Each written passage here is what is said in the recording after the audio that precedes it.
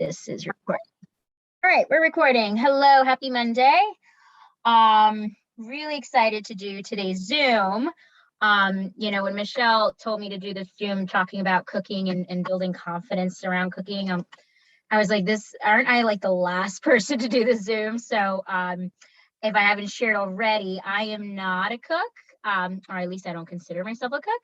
Not that I don't enjoy it. I'll talk today about kind of the mindset I have behind it and why I've kind of struggled with it. But I think this is going to be a really good Zoom for a lot of people. I know I text a lot of clients today saying, hey, like I want you to hop on tonight's call because we've been talking a lot about cooking and the struggles, especially when you have to now change your eating habits and you've already struggled with food. So now you've got to change so much of that. So I think today's going to be a great one. So hello, everybody. Thank you for hopping on. I hope everyone had a great weekend.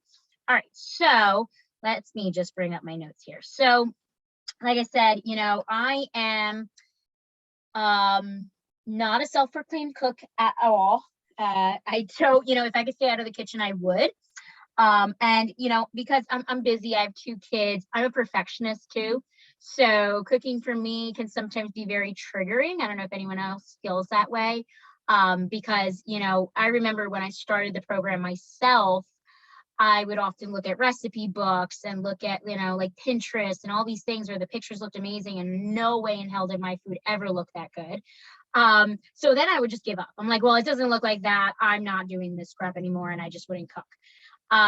So, with that said, Michelle said to do today's Zoom and she was like, that's why I want you to do it. I want you to talk to them about the mindset around cooking and how you've kind of overcome that to be able to have progress and feel good with your body. So that's what we're going to go into today. We're going to talk a lot about the mindset around cooking. Why do some of us struggle? Some of the clients that I've spoken to in the last few weeks have said that they're really, struggling with the 1,200 calorie kind of baby step because of the fact that they don't know what to eat. And we're going to go into that too, right? When you have a hormonal imbalance, whether it's PCOS, Hashimoto's, or colitis like myself, and you're really having to learn what foods help our body and hurt our bodies, it's really hard to have to learn again how to cook differently. So that takes some time. So we'll talk about that today. So right now, what I want you guys to do, and if you're in the challenge, you've probably already answered this question, but I want you to post in the comments, how would you describe your relationship with cooking? So post that in the comments. I want to read that. How would you describe your relationship with cooking? So, some people might come on here and say, oh, I love cooking. I enjoy it. And, other people like myself, if I could avoid it, I avoid it like the plague, right? So on the comments, I want to hear from you guys. I love hearing your comments. What is your relationship with cooking? How would you describe that? So I'm the type of person, I never like to ask people to answer something unless I answer as well. So I'll answer while you guys are posting that. What's your relationship with cooking? So the first thing I kind of put here is a love-hate relationship. I love it and I hate it at the same time. One being the perfectionist in me. It doesn't allow me sometimes to experiment and try new things because I want it to be a certain way, right? So like the perfectionist in me, and I was like this as a kid, right? Like I was a kid in class that was like, but that's not how the letter's written, right? So in the recipes, when I would look at the recipe books, I would look at the picture and then look at the plate and I'm like, what the F is this? Like, this is in no way what it's supposed to look like. So that it has held me back a lot from cooking. And I remember when I started the program, Michelle would, we would often talk about that, and she'd say, just need you to get in the kitchen and try. And I'm like, I'm telling you right now, I'm not doing that. Like, if you can send me food, absolutely, I do it, right? So being honest and transparent with you guys, that I was not easy when it came to cooking. I loved having the calls about mindset, but around food, I struggled, right? So the perfectionist in me created a big love-hate relationship, right? And if you're just hopping on, I want you guys to share in the comments, what is your relationship around cooking? I'm sharing what mine is. So what's your relationship with cooking? The second thing I put here, expectations of what a meal should be. So I grew up in a family that, a Cuban household. My parents immigrated from Cuba. They were young, but the Cuban culture was still very much alive. My grandparents, I grew up with my grandparents my whole life. So they actually lived in the house with us and did most of the cooking, my grandmother, my great grandmother. So I remember as a young girl waking up in the morning around 8 a.m. and my grandmother's already in the kitchen with her pressure cooker and already thinking about dinner. So that's how I grew up, seeing, the woman in the kitchen cooking all day long, right? Obviously, times are different now. But for some reason, that still sticks with me, right? And what a meal should be. We would sit down and have all these different components, not the greatest components, by the way. If, growing up in a Cuban household, everything was fried and greasy and very breaded. But nonetheless, there was all these different components. And there was a salad, and then there was, all the stuff to it. So for me, I felt like that's what it should be like. Like, I should want to make this gourmet meal. So I often forced myself and then hated the process, right? So the more I forced myself to meet that expectation, the worse it got. When I was diagnosed, I felt really limited around food. So I was diagnosed back in 2017 with ulcerative pancolitis, and pancolitis just meaning that there was inflammation all the way from the rectum all the way up to the entire large intestine, right? And then, Michelle and I have been suspicious for a while that I have some thyroid issues, possible adrenal PCOS and things like that.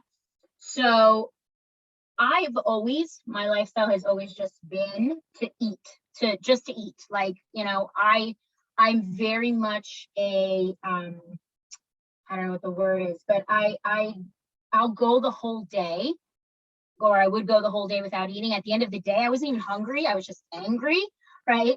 And I knew I was cranky. I would just inhale whatever I could get into my mouth. So with that said, when I was diagnosed and I couldn't just eat bread or rice or anything with gluten, that made it really hard for cooking. That made it I couldn't go back to the recipes that I was used to that were really quick, right? Because often, what are the foods that we go to when we are low energy, tired, and just want to eat something, right? It tends to be high carb, high sugar, really processed stuff. So that's kind of where I was at. And when I was diagnosed, I felt really, really limited.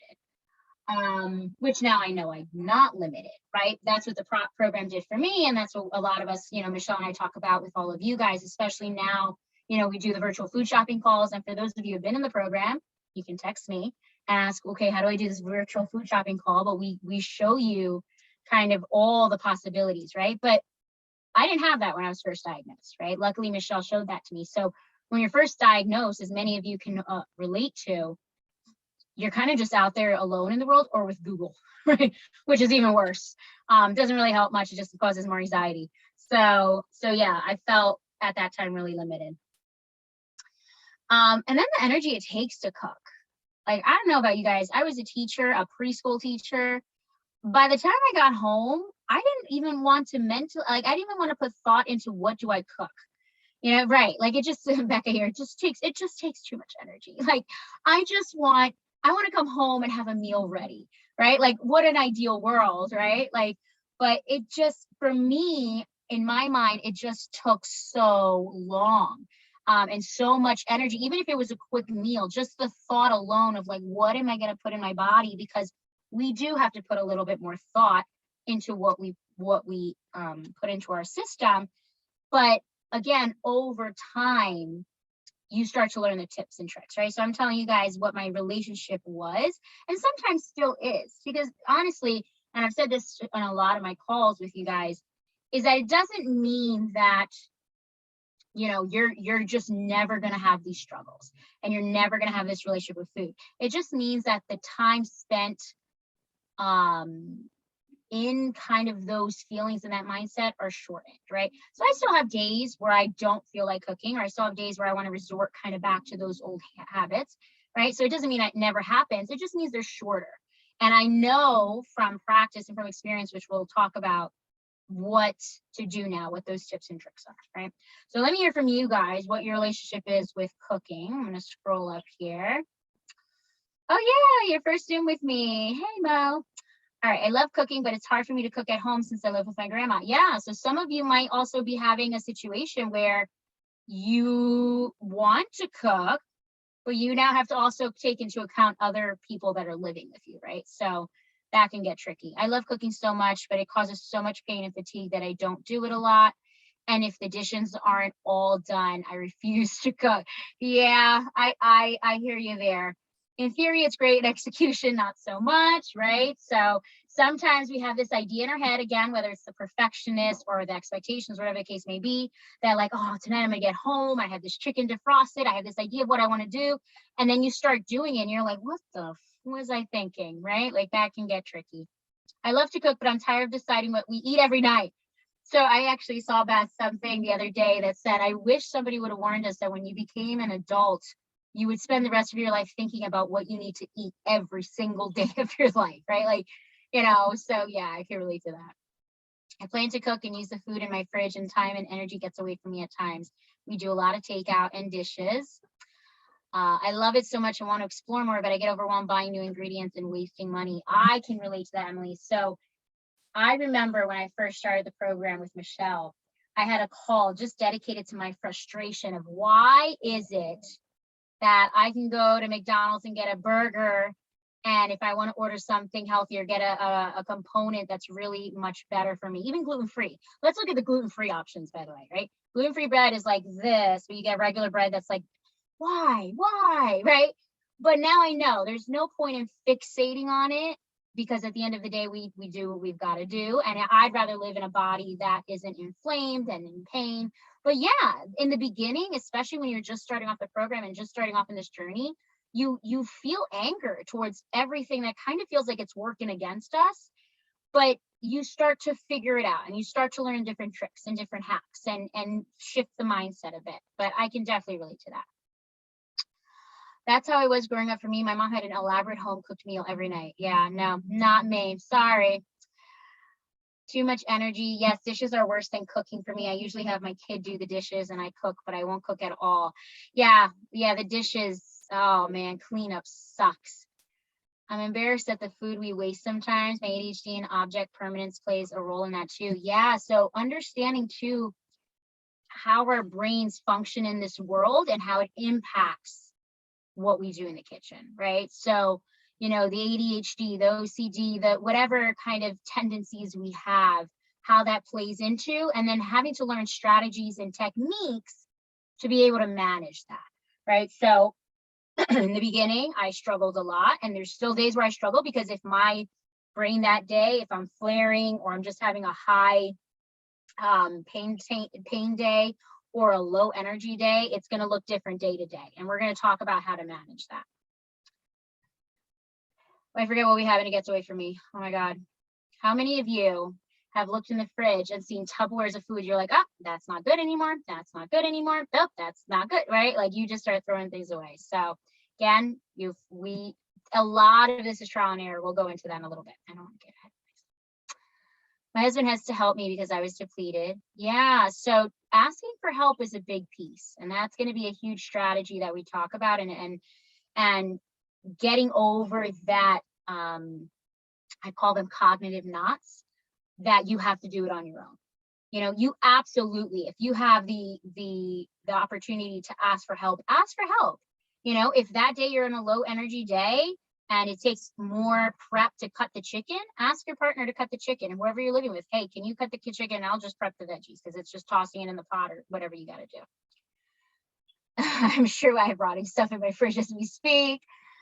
I've made a deal with my boyfriend that if I cook, he has to do the dishes. Yeah, right? So taking turns too, like, hey, honey, you cook tonight, I'll do the dishes, and vice versa. Or just load that dishwasher if you have a dishwasher. Like, what's that smell? I'm loving these comments, guys. This is awesome. A lot of times I don't want to think about food, so spending time thinking about it is annoying. Yeah, so awesome. I'm loving, keep bringing these comments. I'm loving it. I'm glad you guys are responding to this. So now the next question I want you to reflect on is, does your relationship with cooking change from season to season?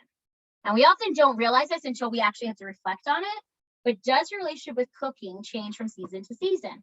And when I was writing my notes on this and talking to Michelle about it and talking to, the clients that are doing the challenge, that this is a big part of what they're doing this week, in preparation for summer, was thinking, how does it change from season to season? And where do we have those struggle points, right? Because the point of really anything that we want to manage and get better with is being mindful of how we do things naturally, what things can we adjust, and then what things are just who we are, that we just create certain strategies, we learn certain techniques to manage it, right? So absolutely, my cooking changes from season to season, and I will preface this by saying my husband does most of the cooking at this point, but when I do cook, and what I've noticed with cooking is that it does change from season to season. So in the winter, I tend to prefer soups and warm, saucy meals, which are actually easier for me to make because that's how I grew up.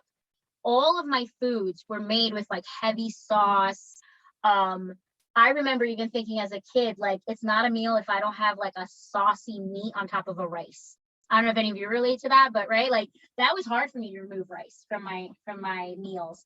And not that I don't have it at all, but that, it's not part of my dinner. Like my brother it's not dinner if there's no rice on the plate. Like, he looks at it like, what is this, right?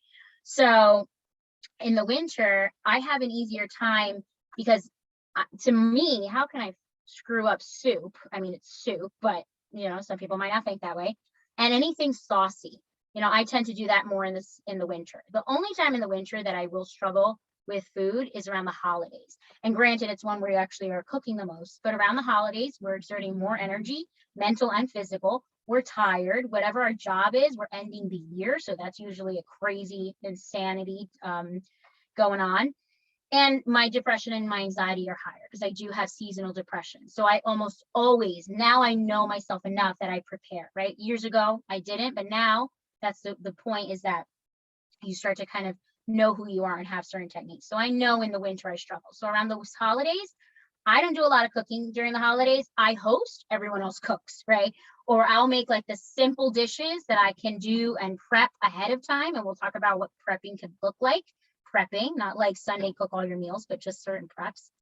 But yeah, absolutely. In the summer, I want cold salads, grilled options, things that I can easily throw on the barbecue or throw here on the stove. That's like just sear it or whatever we're doing. But summer is actually the time I struggle the most. Does anyone struggle the most during the summer? Okay, share that in the comments. Like, who struggles the most during the summer? I feel that I've struggled the most because the things that I like I remember loving tabbouleh salad, which has beet in it, or potato salad, higher carb, and tends to have like other like stuff in it that ranks up the carbs and the sugar. And then after a while, I get bored. Like, how many different ways can I grill a burger or salmon or chicken? Like, it's grilled, right? So then I have to be adventurous with the seasonings. I'm like, oh my God, okay, I've had enough of this grilled stuff. So it does in the summer get complicated. And in the summer, there's more events happening. So we're really not cooking as much in the summer. We don't want to be in the kitchen where it's hot. And I hate being hot. Like, I'd rather be extra cold than hot, right? So I don't want to be in the kitchen cooking, or even outside up by a grill where the fire is just pumping. And then, there's a lot more events where there tends to be the breads and the chips and the potato salad and things like that. So it definitely changes from season to season for me too. All right, let me see what you guys have going on here. I love how much you guys are responding to this. This is awesome. Okay, let's see. Yeah, okay. Okay, so definitely changes in seasons for me. I live in Arizona. In summer, I don't want to cook. Oh, Arizona, that's hot. Winter, I get excited to make soup and chili, right? And it's just comfort food, really. Like in the winter, I feel like, oh, a nice bowl of soup and chili, but I'm not having that in the summer. I could cook a good chili, but I'm not having it in the summer. Winter, and then live on leftovers. So I think it is seasonal. When it's hot, I can't do it. My kitchen gets insanely hot. I get like, okay, yeah. So it's hard, especially if your body's triggered by heat. I am absolutely triggered by heat. I find myself more inflamed in the summer. My joints hurt more in the summer. So, I'm not going to stand in the kitchen, regardless of how much cushion my mats have, because I have like those mats that you can apparently stand on for like 6 hours. No, thank you. That doesn't work. So I think that during the winter, I get more lazy and backslide with my baby steps. I love to cook and grill out in the spring and summer. So see, even with amongst ourselves, it's so different. Some people love cooking in the summer, other people don't, so I think keep that in mind when we tend to get really hard on ourselves about cooking, that there's no right way to do it. Literally everyone has a different relationship with food. So there's no right way or wrong way. All right, let's see here. Fall and winter equals more baked goods. Try to find random substitutions. Yeah. All right, some people lived in, I love grilling, love cooking so much more. It's hard for me to remember to marinate stuff. Yeah. Awesome. So let's go into, now that we've kind of talked about those, how do we overcome the mindset that holds us back? For me, when I did the program, the hardest part, well, the mindset too is the hardest part, as many of you know, right? The mindset overall about our bodies, our health, and our progress. But cooking was extremely hard. This was a part that I often struggled with. So how do we overcome that, make cooking simple, and still come out with delicious results? Because I don't know about you guys. I'm going to talk to, Michelle's going to watch this now, but, I hope you guys can relate, because I was a client myself. I would often look at Michelle's stories around food, and I'm like, well, of course she, like she went to culinary. She's like, right? Like, I don't do that stuff. But we often forget that these meals don't have to be this crazy elaborate thing. And a lot of it's trial and error. Like, regardless if people have done culinary school or not, the number one thing you want to work on when you're trying to build a more confident relationship with cooking and food is understanding to let go of the perfect expectations, and you're going to have to practice it. Number one. That's the number one thing we have to do. It is trial and error. Michelle or anyone that's good at cooking is good at cooking because they've done it enough times that they've learned what works, what doesn't work. They've, tried different ingredients. They've seen, what responds to their bodies, because that's also something that we have to sometimes take into account. I have a client that has actually been writing down every ingredient that triggers her and every ingredient that gives her a good response. That takes a lot of energy, but at the end of the day, it makes her cooking so much easier, because now she knows what inventory to keep in the house, and we'll talk about that in a little bit, right? But it's a lot of trial and error. How many of you have not given yourself enough time to practice cooking? Because it doesn't come naturally. Like, a lot of us might have in our minds that we should be a natural cook. It doesn't. Maybe we grew up with people that were natural cooks. I grew up with my grandmother and my great-grandmother that literally could just look at the fridge and say, that's what I'm going to make for dinner. Absolutely not. So you have to give yourself time to practice. You have to see it as something that you're going to make mistakes. There's going to be nights where you try something and you're like, oh my God, that's awful. But then there's also going to be nights where you try something, or afternoons, whenever you're cooking, that you're going to be like, oh my God, I just surprised myself, right?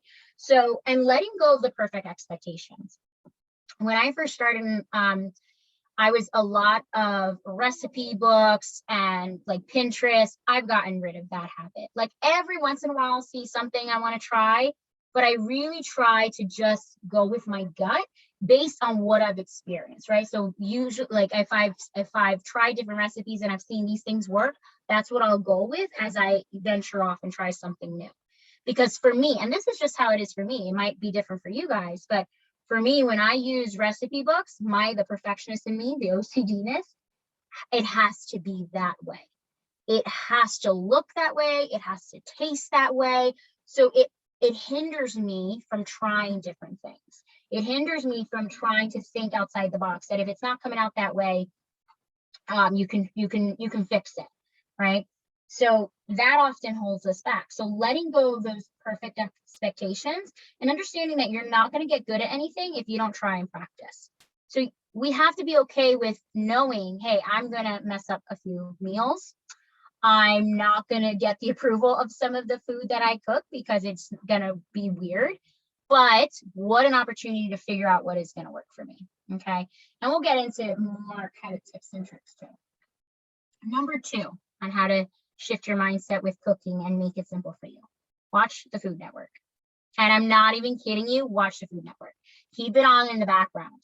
For someone like me that can't see how to try different things or what flavors go well together, watching different shows on the Food Network first makes me excited, because you watch these people cook and then you see everyone's faces and they're like, that's delicious. I'm like, I want to try that. I want to have that reaction. I want my food to taste good. Maybe if I do it that way, right? But it also gives you ideas. And this was actually one of my baby steps that was given to me, is literally just watch the Food Network. Watch how other people do it. watch different ideas. And you're also going to see failures, like at those cooking shows where, like, you know, they're trying to compete or something. Like, even the best of chefs mess up.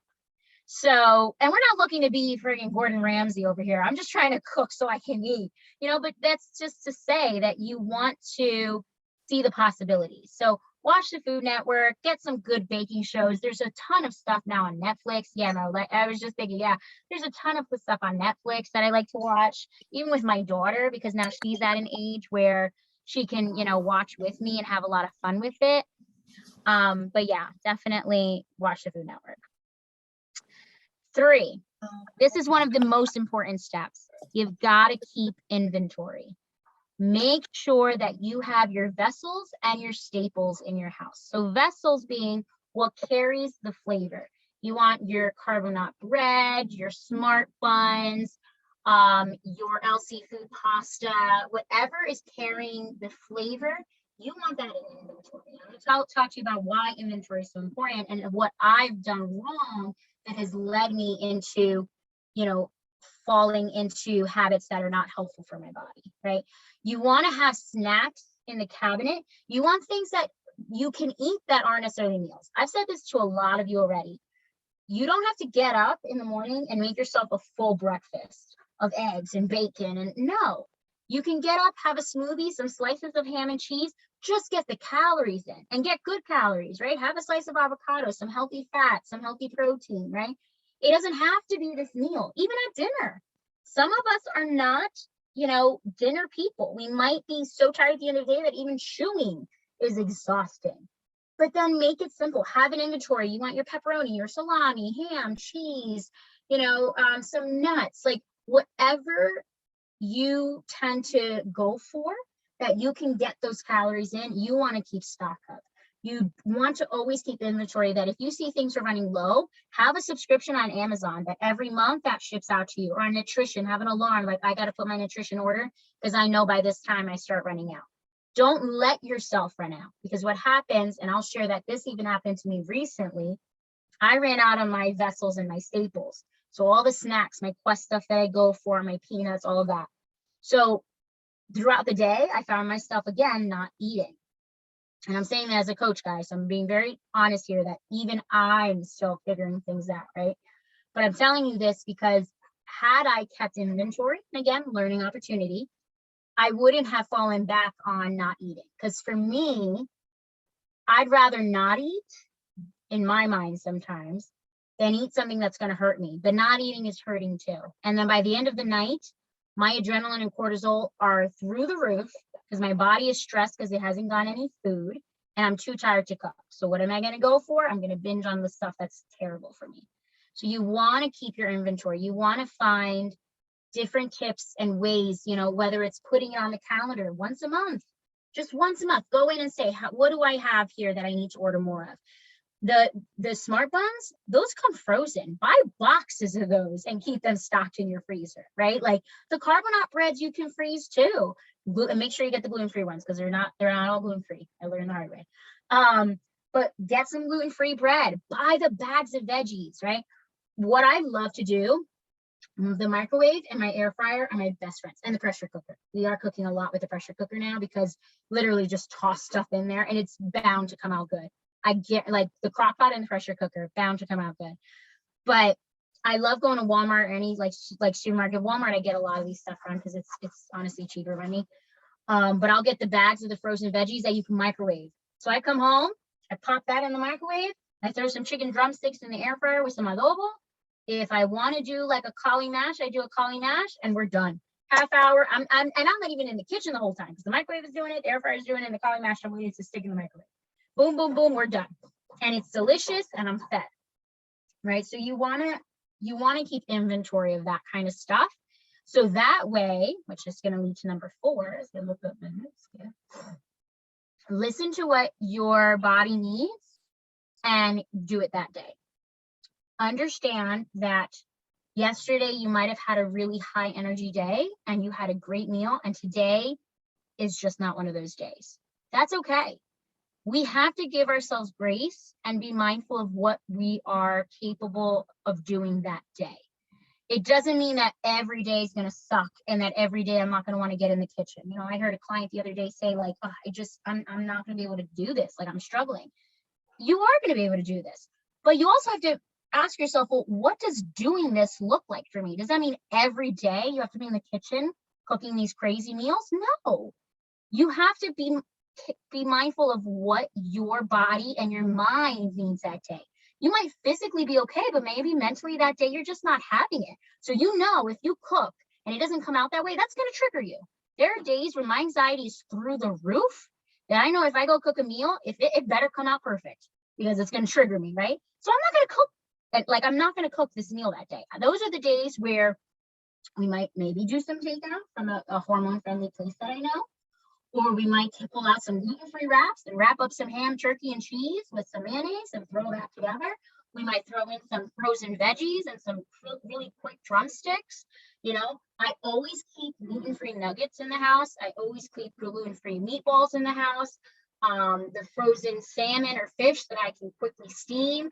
Things that I know that on those low energy days, there's no reason that I still can't feed my body what it needs.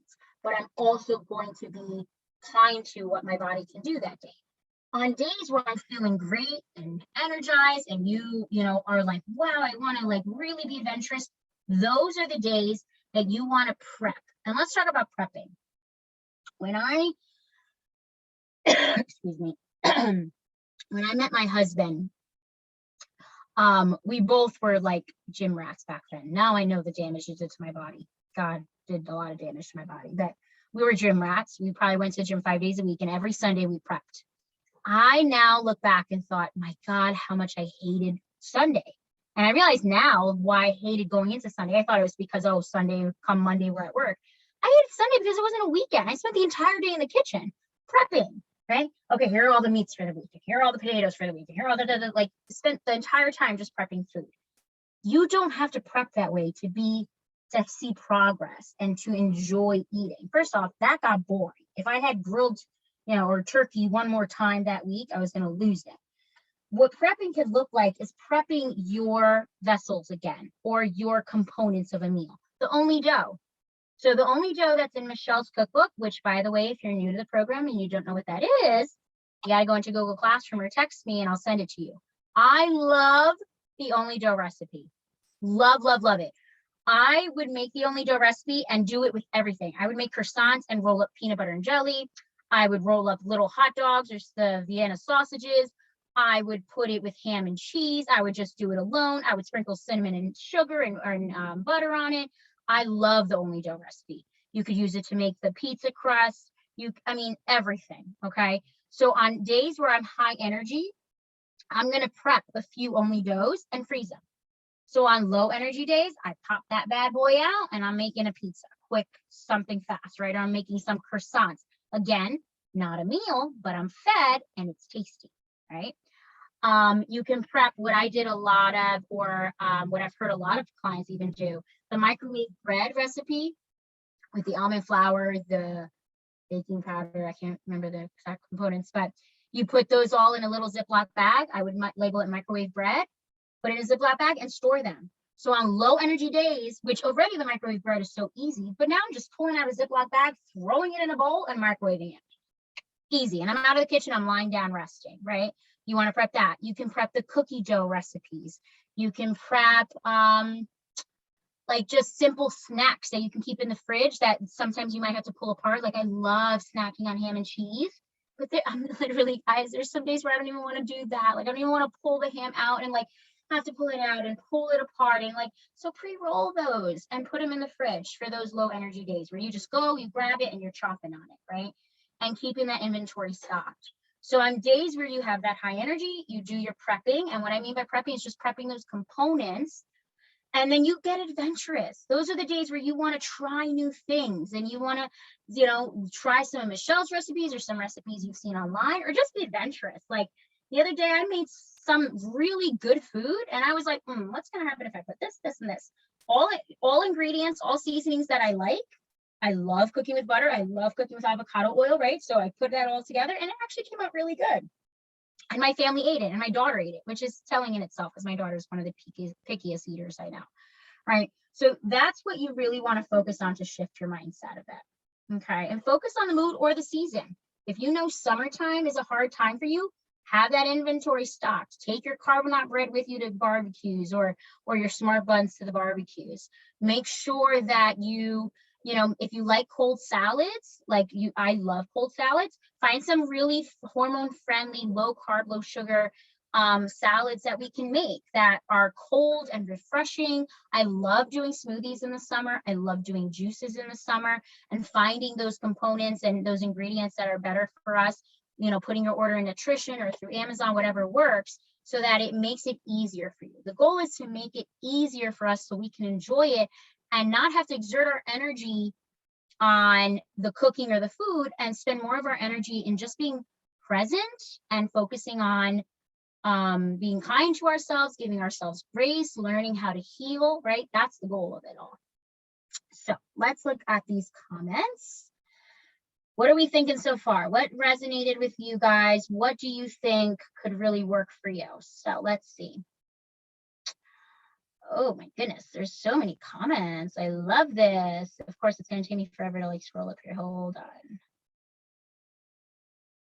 Okay, spring and summer. All right, so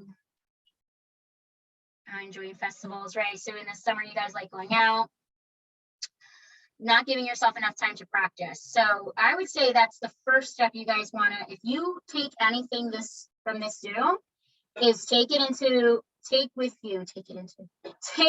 you that you're going to start practicing more, giving yourself time to learn what it is to cook and what that looks like for you, right? Personally, I grew up cooking, and even if I don't know how to make it, I love trying new things and I have a good mind about cooking, but I'm the same that if I find recipes I'm great at, we will have it lots. Oh yeah.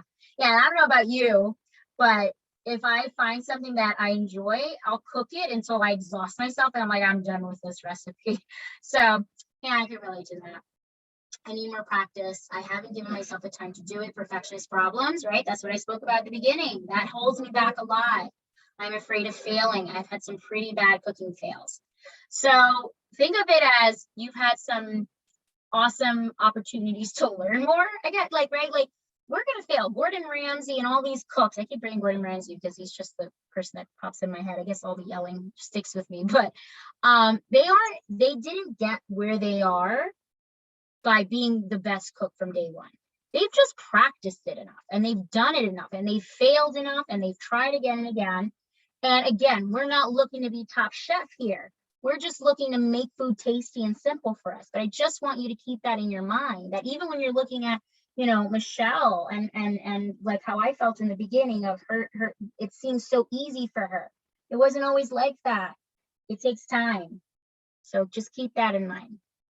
I kind of pat myself on the back because a few friends have asked me to come over and help them make something. Yeah, awesome. Love watching Iron Chef. Yeah, there's so many good cooking and baking shows.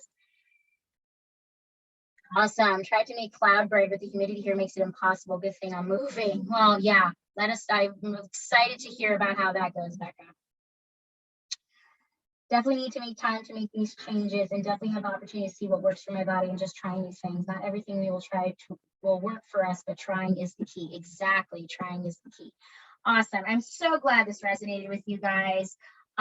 Again, this is all coming from a person that is not the cook, okay? But it's made it much easier to shift my mindset and to also be aware of why my mindset is like that and how I can start to adjust it, right? So, you know, if anything, remember, trying is key. Take that with you tonight. I'm excited to hear about all the things you guys are going to try this week. And remember, it doesn't have to be a crazy cooked meal. It could be, hey, for dinner tonight, we did some only dough, or I just put together some carbonate bread with some turkey and cheese and some mayonnaise, and that was it. Hey, you're getting your calories in, it's hormone friendly, you're fed, you know, and you're taking care of yourself. The goals are met. All right.